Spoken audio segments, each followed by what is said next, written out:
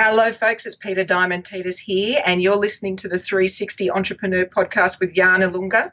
I'm very excited to be here to share with you my new book, Finance Action Hero Mission Possible, and to talk about the ways we can combine adventures and money so that we can all go out and have a whole lot more fun responsibly.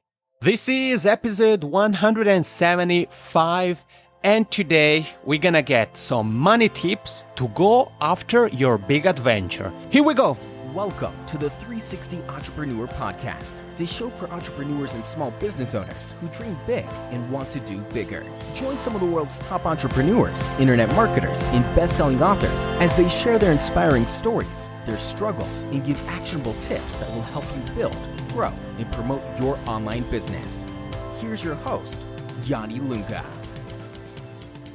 Hey there, how's it going? Yanni Lunga here, and I'm ready not for a podcast episode, but for a podcasting adventure. Because today we're gonna talk about money, we're gonna talk about mindset, and we're gonna get some financial tips, things we can do to really understand the power of money and the mindset that goes behind it. And we are gonna do that with Peita Diamantidis. She's an Australian money expert. She's an author and she's so fun. I had such a great time talking to her, and I'm sure you're really gonna enjoy this episode. The show notes for today are over at yannilunga.com/episode 175. All right, here's the interview with Peita Diamantidis from Zaptitude.me. Hey guys, I'm so thrilled about this new episode and about who's joining us. And this isn't really an interview. This is more of an adventure, and you're going to understand more about what I mean by saying that in a second. Joining us is a financial maths nerd, movie geek, speaker, and the co-founder of Caboodle Financial Services. She's the mind behind Zaptitude.me and author of 2 books. Her latest, Financial Hero Mission Possible, provides you with an action plan to get you out there and really achieve that big thing you've always dreamed of achieving. I'm so thrilled to welcome on the show Peita Diamantidis. Peita, how's it going? Oh, really good. Thank you for having me. It is my pleasure. And the first question I have to ask you is, how is Yoda doing? Master Yoda, how is he doing?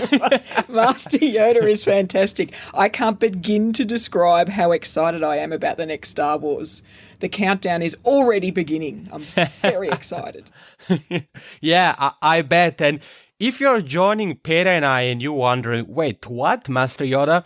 It's because you, Peita, are really, and this is something I want to talk about, because I am fascinated by how you incorporate your passions, so movies, the geeky side of yourself, into your more professional side. And I think that's very interesting, because sometimes as entrepreneurs, or as marketers, as authors, we think that, okay, we have to put a filtered version of ourselves out there. So we always have to look polished. We have to be only about business, and nothing but business. So, Peita, can you take a moment to tell us a little bit more about why you personally think is important to really incorporate our passions, our hobbies into our professional life?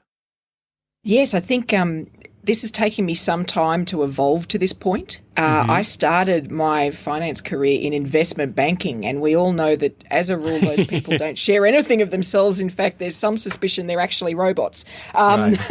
So I started way at that other end of the spectrum, and it's taken me time to get here. But what I learned is that it's so much easier to engage with people when you share just a little bit of magic about yourself, and whatever that is. It can be as weird or as wonderful as you like. I mean, you could, I don't know, collect hamsters Wars, as something fun. It could be anything. But when you share that, what it does is tell part of your story, and storytelling is at the heart of engaging people. All of the best storytellers historically are the ones that have moved mountains and moved armies. It's the way that people really connect with another human being. And so over time, I've learned that something that I love, which is movies and storytelling, is a way for me to connect with the public, with either my clients when I'm providing advice, or the people reading my blog, or the people reading my book. And of course, we've got wonderful stories already out there in these movies. And so why not use those to give people analogies of how they can get on top of their money? Yeah, no, I think you're on point, Peita. And I like the fact that you talked about storytelling, because I think especially in this day and age, we see it. If we think about the online world, nowadays, it's so easy to be a storyteller. Yes. Give people a behind-the-scenes look at our business. If we think about the various Snapchat, Instagram stories, Periscope, and all these other great platforms, I think it's important to understand that if, let's say, on our blog or on our podcast, we are all about business, super polished, and then people follow us on Instagram and we share our hamster collecting stories or whatever, people are going to feel like there is a disconnect, right? Yes. So it's important to really just be, it's so easy to just be yourself. So don't be afraid to do that. And you said it, you really incorporate your passions, movie quotes, movie anecdotes, and other things into what you do. And for Absolutely. For those who are joining us, Peita, can you take a moment to tell us more about Zaptitude? And the website is zaptitude.me. Yes. So Zaptitude started because I've got a financial advice practice in Sydney, Australia, and we have 7,000 clients, all of whom we're trying to engage. And these are people with potentially small amounts of money. They're not wealthy clients. And so many of them have a policy they've even forgotten they've had. And so our job is to engage with them. And what became really clear to us is that the entire financial services industry is speaking in a language that the general public simply doesn't understand. And they keep on pitching and selling and trying to convince them to do complicated products when in fact most people just need some basic understanding and a bit of gumption and oomph to get moving. And so Zaptitude we started as a way to connect people with their money in a really simple way. It's money stuff without the mumbo jumbo, where no complexity, no complex products with 47 pages you've got to sign here to start. We're not worried about all of that. What we're worried about is small actions you can take that can have a big result in the future. And we all know that that's actually how you build wealth.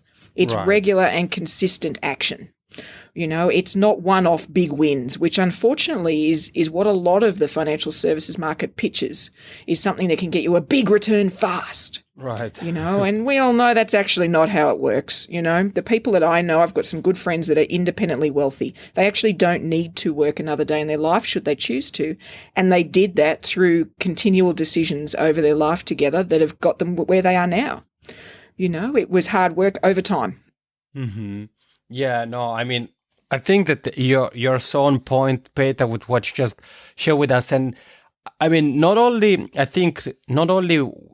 in your ecosystem with your clients, but I think even in more general terms, if we look at the internet, sure, it is a great place to learn about many different topics, to have, it's the place we can have an entire business on, which is great. But then sometimes there is this issue where we see somebody we look up to and they share a big win of theirs. And how I did, $500,000 with a product launch. And we're like, wow, that's incredible. I want to do the same. But like you just said, in order to achieve success and really embrace wealth, it's about taking consistent actions and really have an action plan in place. And I know that in your new book, Financial Hero, Mission Possible, that's exactly what you do, right? You help people create a plan that they can really follow step by step to go after the treasure, which is part of their adventure. Yeah, exactly. And I think this came about because, in talking to people, and even to be frank, for my own situation, the the current method of sort of goal setting for finance, oh, you should have a rainy day account and you should just save. And Right. that's considered the purpose. I mean, there's no purpose in saving. It's got to be for something, right? We've got to be working towards something. And I just think that the more we do what society wants, the less we want to do it ourselves. I mean, it's so uninspiring. Whereas if you can come up with something you really want to do, I mean, deep down really want to do, then you will move heaven and earth to make that happen. And suddenly saving isn't that hard. So I think that's where we started to change the language we were using with our clients around adventures. What is your next big life adventure? Now, it could be something as simple as, I want to buy a home. It could be, or I want to have a family, or it could be, I want to move to New York for 12 months and I want to have enough money so that I could not work and enjoy. I mean, so it can be anything. But if you can choose that adventure and work out what that really sets you on fire, then most of us manage to get our butts into gear enough to then make that happen. Whereas if I just said to somebody, I want you to save $50,000, where's the inspiration in that? Yeah, exactly. Really, as you just said, Peter, where is the inspiration in that? And if we kind of start to roll up our sleeves and work on this action plan. So you made a couple of examples. So let's say the one about traveling. So I want to live for 12 months in fill in the blank. You said New York. For you who are joining Peita and I, it can be Hawaii, it can be Sydney, Australia, it can be Helsinki, Finland, it can be anywhere in the world. So once we have identified our goal, Peita, what are the first things we should think about and we should do in order to get started with our adventure? Yeah, so if we've actually worked out what it is, one of the first things I encourage people to do is actually get to know themselves a little better. Often when it comes to goal setting or adventures, often we're not necessarily honest with ourselves about, and we're talking about strengths and weaknesses here. So what are the skills you've already got that make you a fabulous action hero? You can leap tall buildings in a single bound. And what are some of those weaknesses that could mean you could get in your own way? And so there's some fantastic free tools that you can use to take a look at your personality traits that either really assist you in achieving what you're working towards, or potentially can be things that mean that you could actually sabotage your own goal or your own thing that you're working towards. One of the ones that I direct a lot of people to is called 16 Personalities. It's a free thing online, and it really gives you a great sense of where your strengths and weaknesses are. And in the book, I then help people understand then, as an action hero or somebody attacking an adventure, what they need to look out for and potentially what skills they need to fill in. And what I mean by that is either learn something, go out and learn how to fill that skill, or get an expert, go and hire somebody that can help you do it. And that might be a financial expert, or it might be a planning, it could be all sorts of things. But attack this like you literally are in one of those movies and you're putting your posse together. It's Ocean's 11 here, right. And we're going to have all our experts in the room. Who do you need to fill out the skills that you already have, and look at it that way.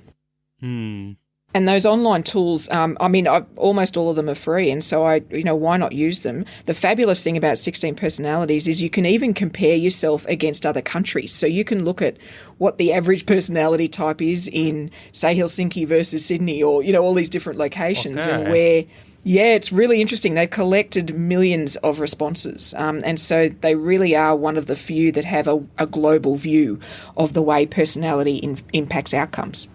Okay. Thank you, Peita, for sharing that resource with all of us. And like in every episode, I'll make sure to link to your site, to the book, and everything else we cover in the show notes. Okay, so something I think very interesting you touched on, Peita, is the fact that I think sometimes when we think about achieving a goal, we start to look ahead right away. So we think, okay, I'm at point A, this is how I'm going to get to point B. But you said the first thing we should look at is actually ourselves.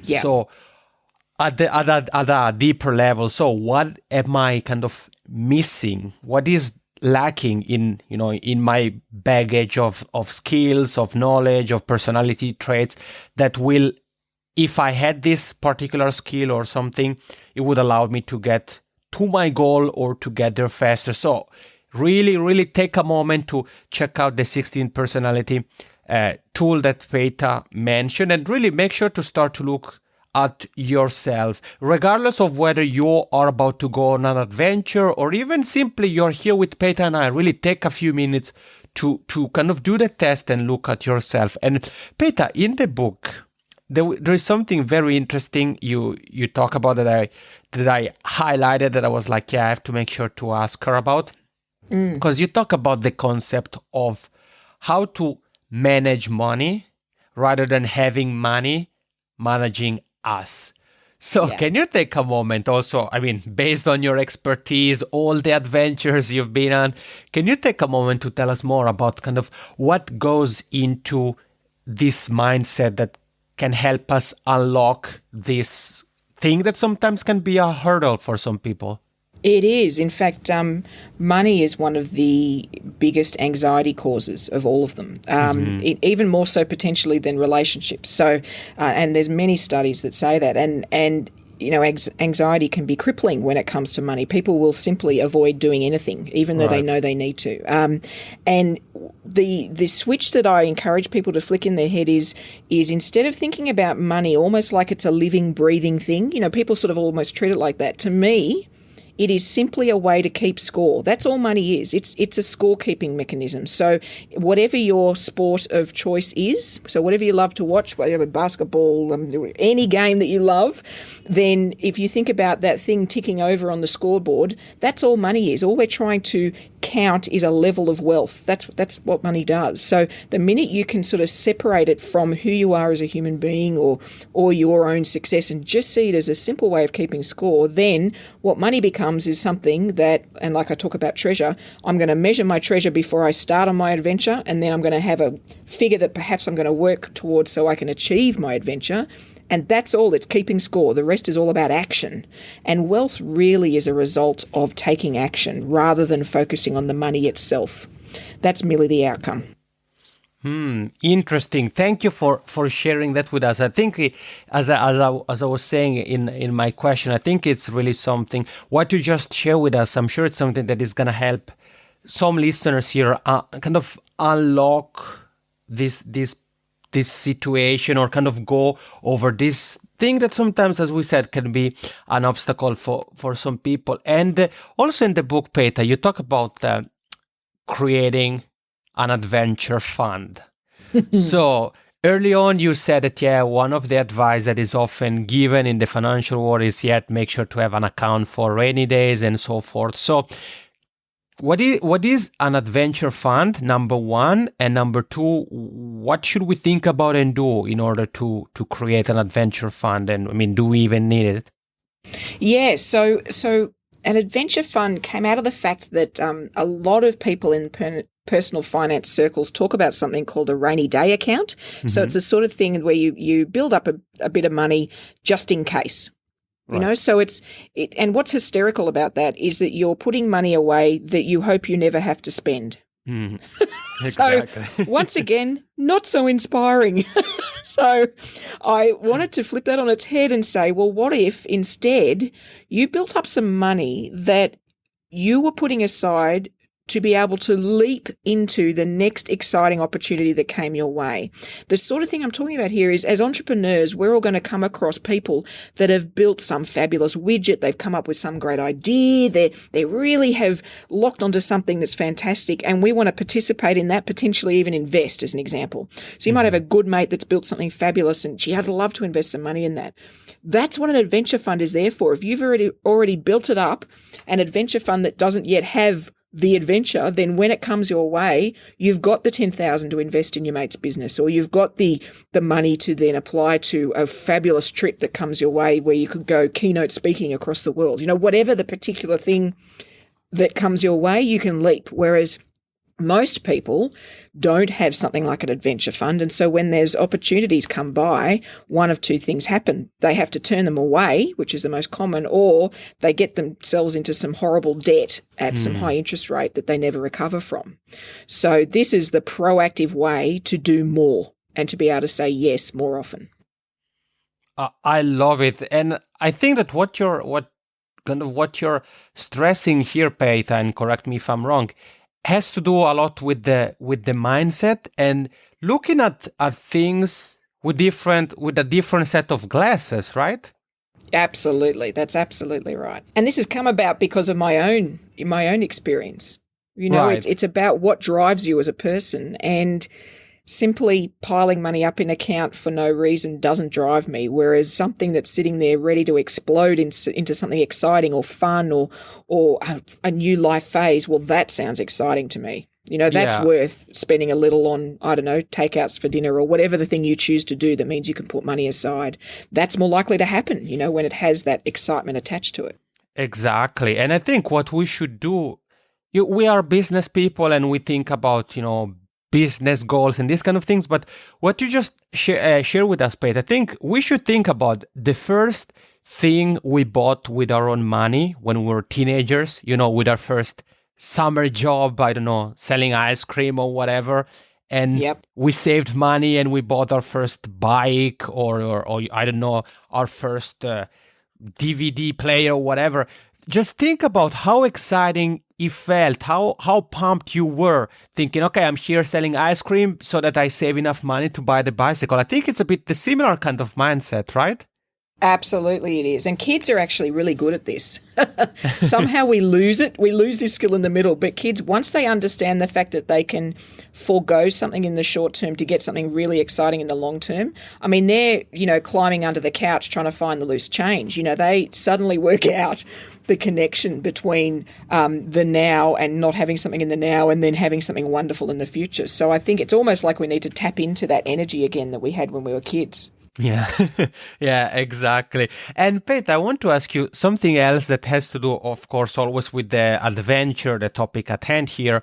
And that has to do with the adventure itself, because you made a couple of examples. We started to talk about some of the things that go into taking the first steps of the adventure.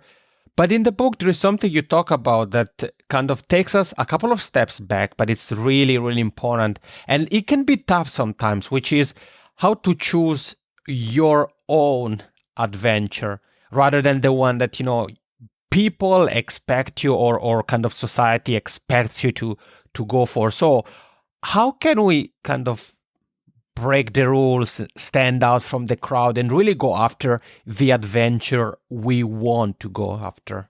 Yeah, look, and this is something that came out of the research in the book that what became clear, and I'm sure this is true worldwide, is that lots of us do things just because we feel it's expected. Mm-hmm. We feel that perhaps we leave school and, well, I really should go and study. And then we finish studying, well, I really should get a corporate job. Right. And I'm getting a bit older, I really should get a partner, and then we really should buy a house. Like, there's just these steps. And the consistent word that comes up when you ask people about these things is the word should. Right. I really should, and it comes up a lot. And that started to be a flag for me for things that actually are goals or next steps that are not something somebody wants to do, but they feel they should do. Mm-hmm. And that's dangerous because you could end up, in your 60s having done a whole lot of shoulds, but actually done nothing you desperately wanted to do.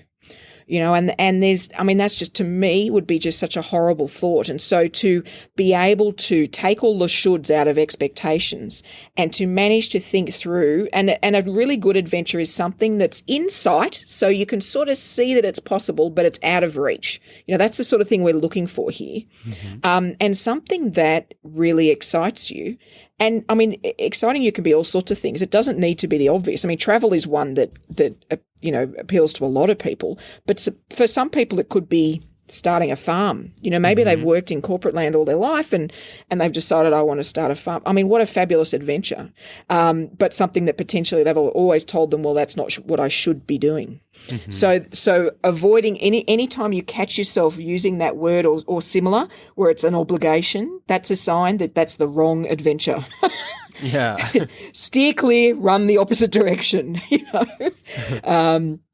And so, yes, it's you're right. It is something that can be a challenge. The other thing that adventures aren't are anything that's it's monetary. It's purely monetary. So paying off a credit card or building up a savings account, those sort of things actually aren't adventures. They're probably milestones you might need to achieve to get to your adventure. So that's something you might need to knock off. But in and of themselves, those are not adventures. Yeah, I mean, if you consider them adventure, I would add the word lame. Yes, exactly. You poor thing. Oh dear. I think, often there's some themes. So if people are really struggling to come up with, well, what is that thing I want? Because it's not that easy. It sounds easy, but it's actually not that easy. Then sometimes it can be, well, I want to emulate somebody. So there might be somebody that they see that they really want to build a life similar to that. That's something that can inspire people to their next adventure. It might be that they want to reboot what they're doing. So I just, I've gone down this path and it's simply not for me. I want to start again. That's something that comes up a fair bit with adventures.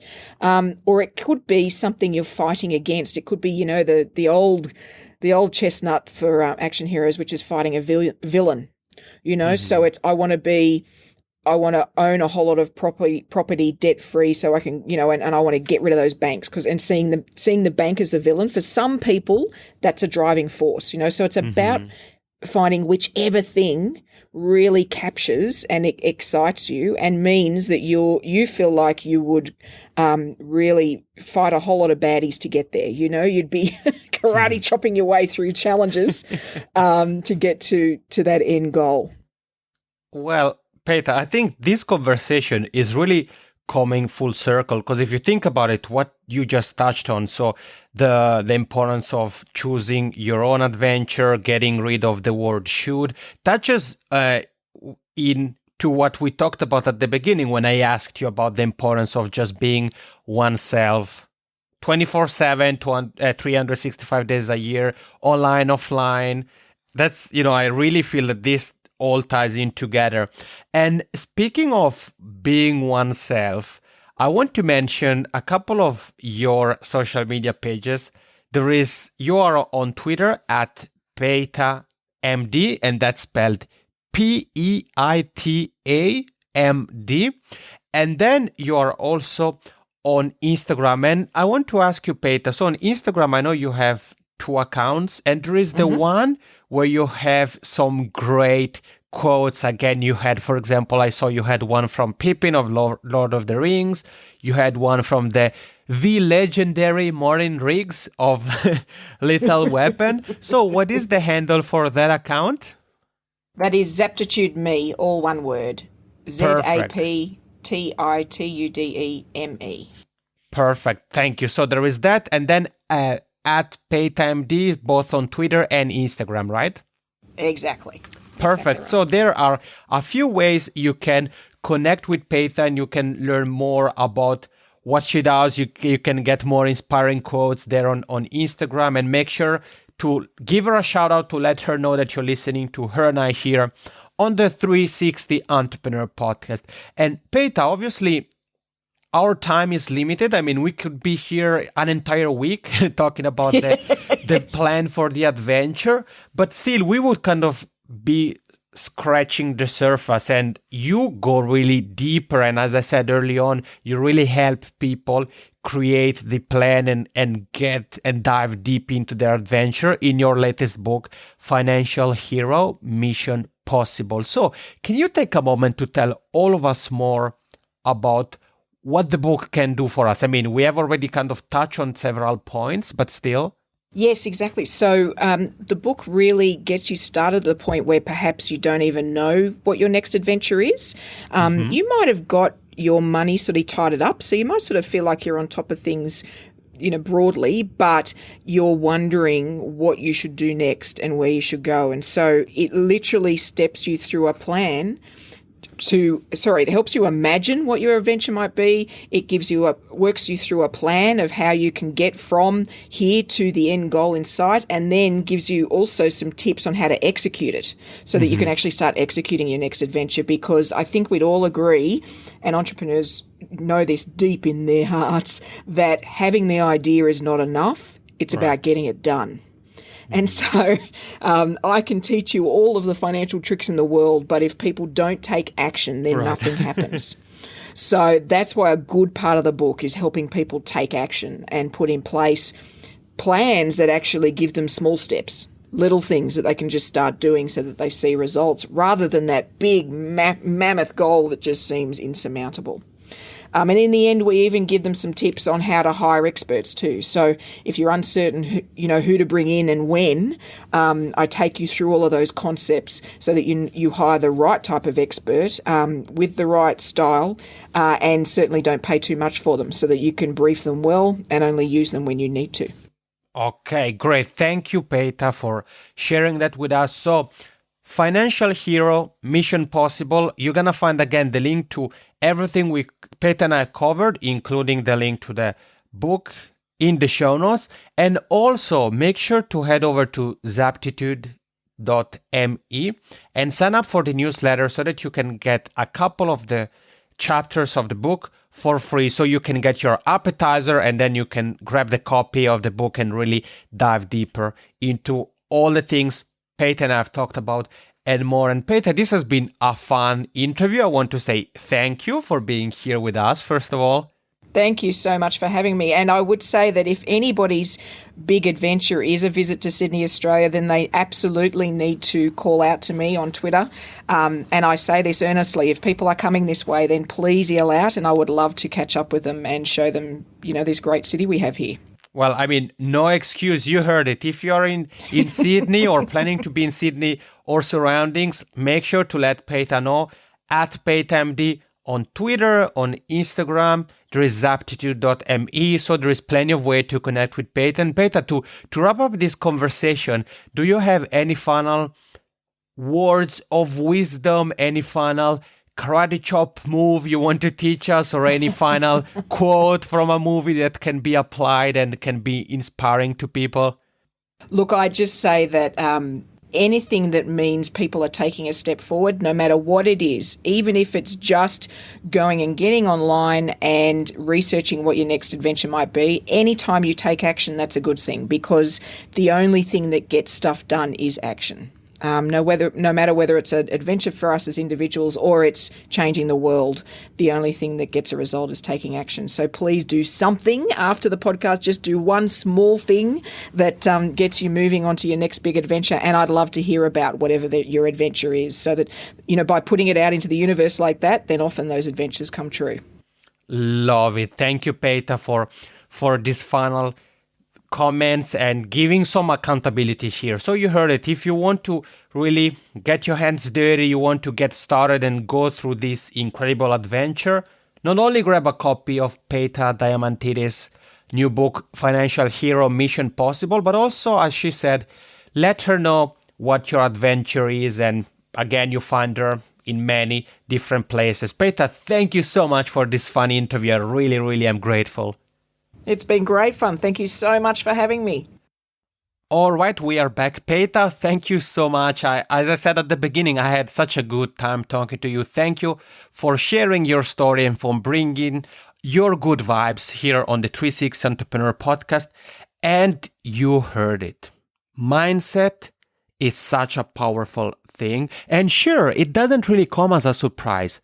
But when it comes to money, I'm pretty sure that Peita's advice is really gonna help you. And, there are things you can do to work on the mindset. You can get Peita's new book, Financial Hero. You can do so many things, but at the end of the day, you have to take action. So start working on the mindset and start working on your adventure fund. The show notes for today's episode, again, you find everything over there at janilunga.com/episode 175. This is it for today. Thank you so much for joining Peita Diamantidis and I here on the 360 Entrepreneur Podcast, and I want to wish you a great day. Take care. Thank you for listening to the 360 Entrepreneur Podcast. For more tips and tools, head over to www.janilunga.com.